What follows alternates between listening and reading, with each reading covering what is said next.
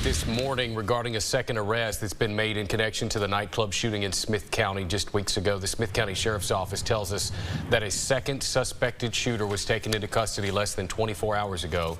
One person was killed when shots were fired at this scene December 28th at the Valley Blues nightclub outside the Tyler city limits.